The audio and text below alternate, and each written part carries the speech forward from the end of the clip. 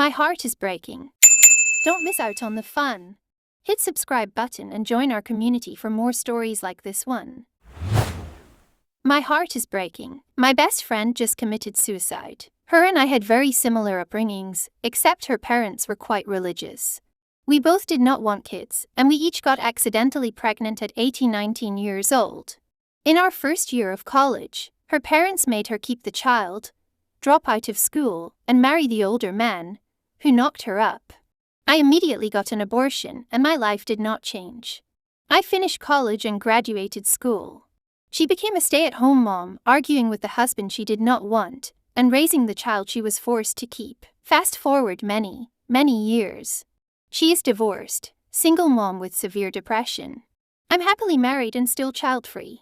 I'm trying to support her as best I can.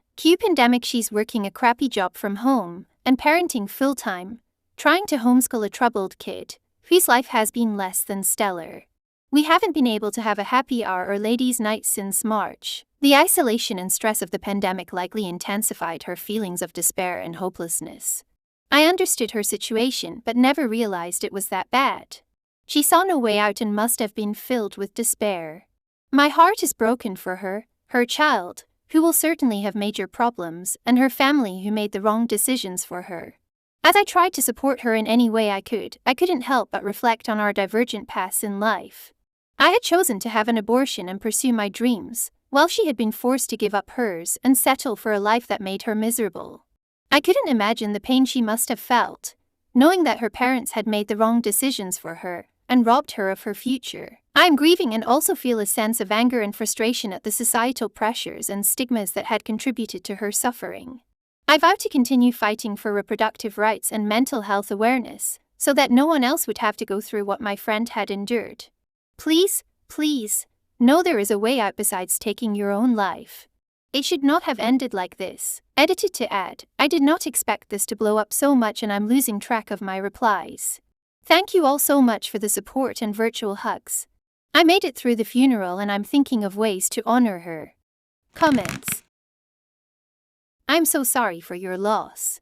This must be an incredibly difficult time for you. I am mad at her family for making her keep it and marry that man.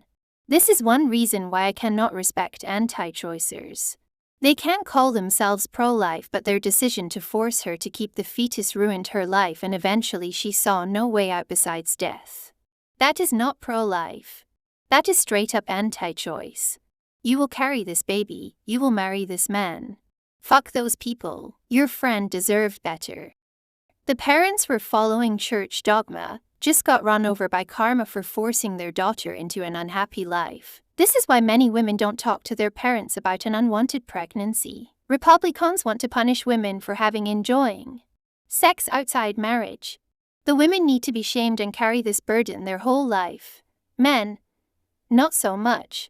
It keeps women/children in a cycle of poverty that is very hard to break. We need more education on life skills, no baby sex and childcare and condoms in school to lower teen pregnancy rate, thus lowering the need for abortions.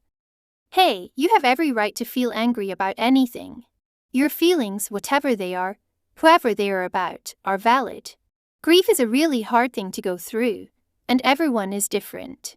Some are sad, angry, anxious, confused, or any combination of negative emotions, and that's normal. Make sure you get enough sleep, try to eat enough, and go easy on yourself. I'm really sorry you're going through this. Her parents for forcing her to keep the baby and marry the man are the ones to blame. They used her and were the ones who destroyed her life. Forcing your child to keep a pregnancy is virtue signaling, full stop.